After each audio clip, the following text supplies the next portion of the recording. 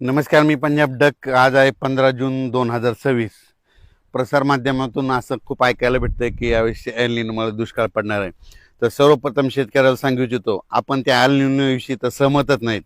तर एल निनोमुळे दुष्काळ पडणार हे आपल्याला मान्य देखील नाही.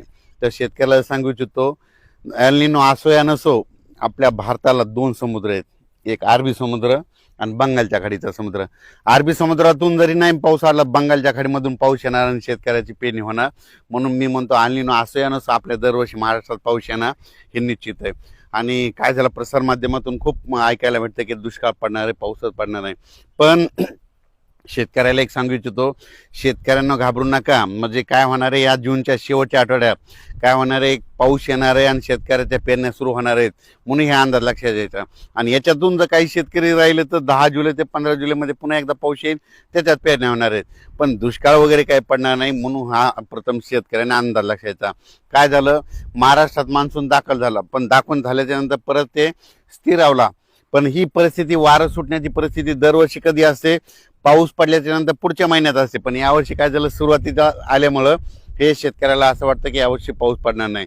आणि त्याच्यामधून काय झालं की प्रसारमाध्यमातून बरंच भेडसावत आहे की दुष्काळ पडणार आहे. शेतकऱ्याला सर्वप्रथम सांगतो, यावर्षीचं साल सगळ्यात चांगलं राहणार आहे. जूनच्या शेवटच्या आठवड्यामध्ये चांगला पेरणीयोग्य पाऊस पडणार आहे. सगळ्याच्या हळूहळू पेरण्या सुरू होणार आहेत, म्हणून हा अंदाज लक्षात येतात. सर्वप्रथम मी म्हटलं होतं ना, 7 ते 14चा एक टप्पा राहील, त्याच्यानंतर 20 ते 30 राहील आणि 10 जुलै ते 15 जुलै राहील. ही असंच परिस्थिती राहणार आहे. यावर्षी जून महिन्यात थोडाफार पाऊस कमी राहणार आहे, जुलैमध्ये जास्त पडणार आहे, ऑगस्टला कमी राहील, सप्टेंबर ऑक्टोबर परतीचा पाऊस धुमाकूळ घालणार आहे. पण दुष्काळ वगैरे काय पडणार नाही. तर तुम्हाला सांगते, यावर्षी शेतकरी हिताचं साल आहे, शेतकऱ्यासाठी खूप चांगलं आहे. शेतकऱ्यांनी घाबरून जाऊ नये. आता हे म्हणजे काय होणार, पाऊस कसा येणार आहे, पावसाला सुरुवात काय होणार आहे, 18 जूनच्या नंतर विदर्भाकडून बऱ्याच ठिकाणाहून पूर्व विदर्भाकडून सुरुवात होणार आहे. 18-19च्या दरम्यान पूर्व विदर्भाकडून ते पाऊस मराठवाड्यापर्यंत येईल. पण त्याच्यानंतर काय होईल, 20-21च्या नंतर मराठवाड्याकडे पाऊस आल्याच्या नंतर 21 ते 29च्या दरम्यान मराठवाड्यामध्ये वेगवेगळ्या भागात पाऊस पडेल आणि काही जिथं जास्त ओल होईल त्यांच्या पेरण्या सुरू होतील. विदर्भात देखील काय होईल, 18-19 पासून तिकडे पाऊस सुरुवात होईल. जिथं पाऊस जास्त पडला त्यांच्यात देखील ओल झाली तर त्यांच्या देखील पेरण्या होईल. त्याच्यानंतर हे पाऊस पुन्हा उत्तर महाराष्ट्राकडे जाईल. मग उत्तर महाराष्ट्राकडे काय होईल, म्हणजे विदर्भापासून उत्तर महाराष्ट्र सगळ्यात टोक, हे टोक ते टोक आहे. मग तिकडे काय होईल, 23 जून ते 29 जूनच्या दरम्यान तिकडे देखील पाऊस जाईल आणि त्यांच्या देखील पेरण्या लागतील. पण शेतकऱ्याला पश्चिम महाराष्ट्र, सातारा, सांगली, सोलापूर त्या पट्ट्यामध्ये काय होईल, तिकडे देखील 23 जून ते 29च्या दरम्यान काय होईल, तिकडे देखील पाऊस पडेल आणि तिकडे देखील पेरण्या होती. पण शेतकऱ्याला सांगू इच्छितो की दुष्काळ वगैरे काय पडणार नाही. तुम्ही मनातली भीती बाळगू नका. कारण की बऱ्याच तुम्हाला दररोज मोबाईल उघडला की तुम्हाला दुष्काळ ते एल निनोच दिसायलंय. शेतकऱ्यांना हे दरवर्षी काय असतं, हे जे असं वारं आहे ना, कधी कधी पाऊस पडल्याच्या नंतर असं आहे 10 दिवस तितकं वारं येतच असतं. तर तुम्हाला सांगू इच्छितो, 19 तारखेच्या नंतर, 19 जूनच्या नंतर राज्यामध्ये हे उन्हाचा पारा देखील ते कमी होणार आहे. म्हणून हे देखील सर्व शेतकऱ्यांना लक्षात येऊ, 20 तारखेपासून उन्हाची तीव्रता कमी होईल, ढगाळ वातावरण यायला सुरुवात होईल. म्हणून हे देखील सर्व शेतकऱ्यांना लक्षात यायचं. पण राज्यात मात्र जूनच्या शेवटच्या आठवड्यात चांगला पेरणीयोग्य पाऊस होईल, वेगवेगळ्या भागात पडेल. पण शेतकऱ्याला वाटतं की सगळीकडे पहिलेच दिवस येणार, सगळीकडे नाही पडणार. काय होणार, दररोज वेगवेगळ्या भागात पाऊस पडेल आणि दाखल होईल, म्हणून हे लक्षात घ्यायचं. मान्सूनचा पाऊस सगळीकडे एकदा जात नसतो, दररोज काय होतं वेगवेगळ्या भागात दाखल होतो. जिथं जास्त ओलं ते शेतकऱ्याच्या पेरण्या होतात. मग ही सर्व शेतकऱ्यांनी लक्षात घ्यायचं. शेतकऱ्याला सांगू इच्छितो की 20 जून ते 30 जून दरम्यान ज्या ज्या भागात पाऊस पडेल, तिथं चांगलं पडेल, तिथं देखील पेरण्या होत्या. आणि दरवर्षी शेतकऱ्यांनी लक्षात घ्या, मी पहिल्यापासून म्हणलो होतो की 2026ला थोडाफार पाऊस कमी होईल, पण परतीचा पाऊस जास्त होणार. म्हणजे काय होतं, दर 2 वर्षानंतर 1 वर्ष पाऊस कमी होणार, हे म्हणून लक्षात यायचं. आता हे 2026ला कमी होईल तर 27-28 परत खूप होईल आणि पुन्हा 29ला आज जशी परिस्थिती झाली तशी 29ला देखील परत परिस्थिती होती. म्हणजे 2 वर्ष जास्त पाऊस पडणार, 1 वर्ष कमी होणार, हे असं चक्र चालू राहणार.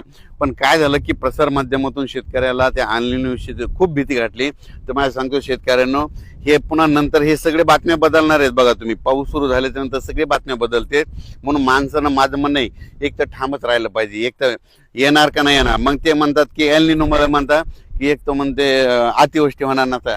तुम्हाला एल निनो तर एकच कोणतं सांगायचं, एक तर दुष्काळ पडेल का नाही पाऊस पडेल. पण शेतकऱ्यांना सांगतो, हे सगळे प्रसार माध्यमातून शेतकऱ्यांना भीती घालतात. शेतकऱ्यांना घाबरून जाऊ नका. पावसाचं काम करीत असतो. सर्वप्रथम आपला भारत देश आहे. भारत देशाला 2 समुद्र आहेत, अरबी समुद्र आणि बंगालच्या खाडीचा समुद्र. म्हणून जरी अरबी समुद्राचा त्या बाष्पाचा पाऊस नाही आला तर बंगालच्या खाडीचा पाऊस येतोय. आणि ज्या वर्षी मान्सून काय होतो, आल्याच्या नंतर स्थिरावतो, थांबतो, आणि त्याच्यानंतर काय होतं, मग पाऊस पुरेपूर येतो. आणि पुरेपूर आल्याच्या नंतर काय होतं, पूर्व विदर्भ, पश्चिम विदर्भ, मराठवाडा असा करीत पाऊस मग उत्तर महाराष्ट्राकडे जातो. शेतकऱ्याच्या पेरण्या लागतात. म्हणून हे लक्षात यायचं, एल निनो वगैरे काही नाही, शेतकऱ्याच्या पेरण्या होणार आहे निश्चित.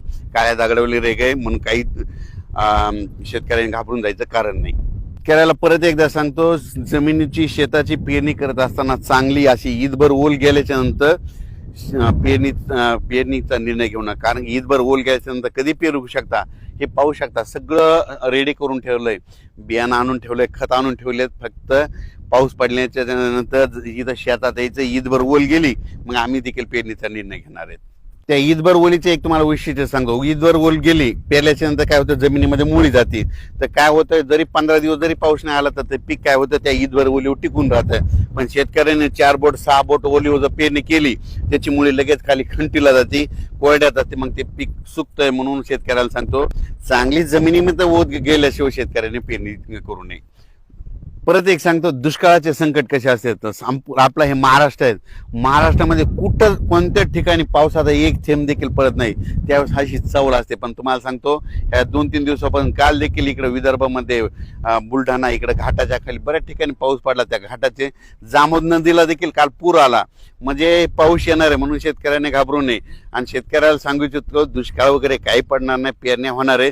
फक्त पेरण्या काय होणार आहे, आता हे मान्सून एकदा आल्याच्या नंतर थोडं विस्कळीत झाल्यामुळं टप्प्याटप्प्यानं पेरण्या होतील. जिथं पाऊस पडला ते शेतकरी पेरतील, जिथं कमी ओले त्यांच्या पेरण्या राहतील. पण सगळीकडे काय होईल, 2 टप्प्यामध्ये आणखीन म्हणजे 20 ते 30 मध्ये, 10 जुलै ते 15 जुलैमध्ये पाऊस पडेल, त्यांच्यामध्ये देखील त्या पेरण्या होऊन जातील. म्हणून शेतकऱ्यांनी घाबरून जायचं कारण नाही. धन्यवाद.